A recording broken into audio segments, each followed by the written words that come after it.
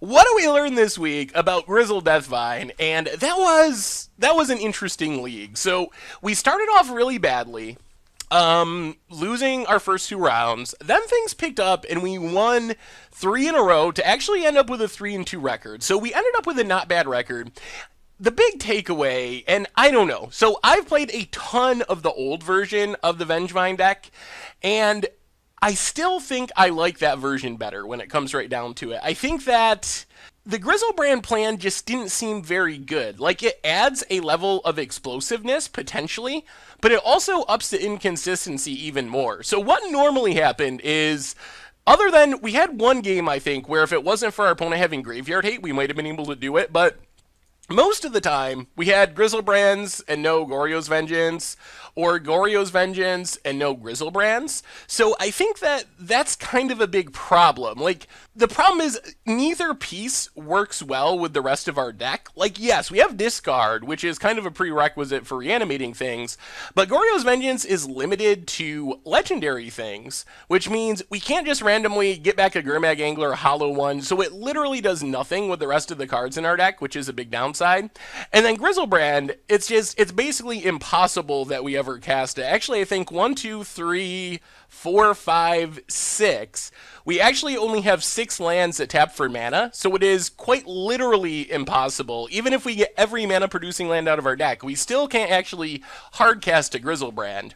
And I felt like some of the matches that we lost earlier in the league were because we were missing things that I liked about the other deck. So if you look at the old Vengevine deck, it's very similar to this. I mean, it didn't have Death Shadows, instead it had Goblin Guides and Monastery Swift Spears.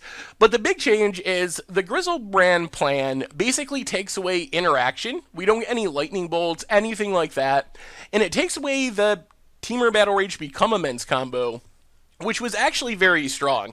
And you probably noticed during the league, we actually sided out the Griselbrand plan almost every time, and that's one of the things I learned about the original build of this deck. So how this deck normally plays is, in game 1, you're kind of safe to go on the Graveyard plan, and that's your plan, is just to kind of nut draw your opponent with the Graveyard plan.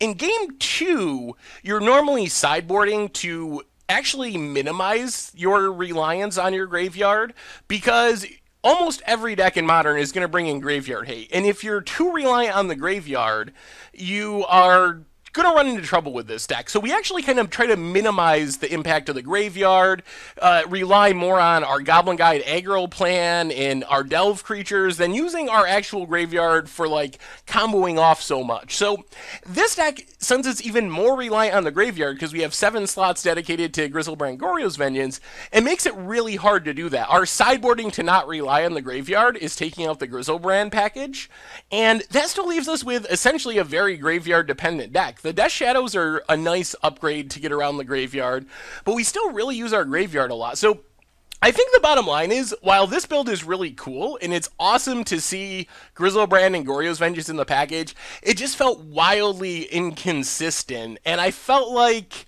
I'm not sure it's actually better than the original build of the deck, I guess, when it comes right down to it. So while I think this is really sweet, I think next time I sit down to play a Vengevine deck, I'm probably still just going to play the old school version. I think that the pump spell plan of Temur Battle Rage Become Immense is really key to janking out games you wouldn't otherwise win. There were so many games with that deck where that is the solution to all the deck's problems, and you kind of saw that with our first matches in this league. The board gets gummed up, we're stuck with Griselbrands in hand, and if those had been Temur Battle Rages and Become Immenses, there's a pretty reasonable chance that we would have been able to just jank out a couple of extra wins and had a slightly better record. So it's not that this build of the deck is bad, I feel like it's just less consistent than the other build, and if we're going to be sideboarding out Griselbrand and Goryo's Vengeance anyway, maybe we should just start with our deck not having those cards in our deck and just going without it. The Death Shadow thing is another argument.